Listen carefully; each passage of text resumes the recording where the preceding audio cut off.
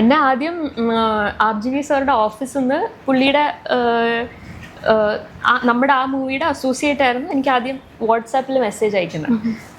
അപ്പോൾ പുള്ളി ഇങ്ങനെ RGV's ഓഫീസിൽ നിന്നാണ് എന്നൊക്കെ പറഞ്ഞിട്ട് മെസ്സേജ് അയച്ചപ്പോൾ ഞാൻ തുറന്നിട്ട് അതിന് റിപ്ലൈ ചെയ്തില്ല.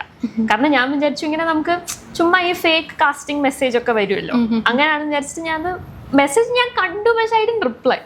എന്നിട്ട് പുള്ളി വിളിച്ചു. അപ്പോൾ വിളിച്ചപ്പോൾ again my mom talked to him and അപ്പോഴാണ് എനിക്കിത് ശരിക്കും സിങ്ക് ആവുന്നത്, അത് റിയലി അവരൊരു മൂവിക്ക് വേണ്ടിയാണ് അപ്രോച്ച് ചെയ്യുന്നത്.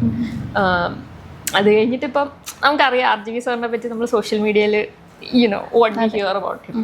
അപ്പോൾ ഞങ്ങൾക്ക് പിന്നെ ഭയങ്കര പേടിയായിരുന്നു, ഇനിയിപ്പോൾ എന്തെങ്കിലും ഡിസ്കഷൻ എന്നൊക്കെ പറഞ്ഞ് ഇനി ഒറ്റയ്ക്ക് വിളിക്കുമോ അങ്ങനെ ഇങ്ങനെയെന്നൊക്കെ ഭയങ്കര ടെൻഷനായിരുന്നു. പക്ഷെ എനിക്ക് തോന്നുന്നു ഞാൻ വർക്ക് ചെയ്തതിൽ വെച്ച് is one of the most എന്താ പറയുക ഭയങ്കര ജെന്റിൽമാൻ ആണ് ഞാൻ മീറ്റ് ചെയ്തത്. എനിക്കറിയില്ല, I don't know his life outside the sphere of not scene.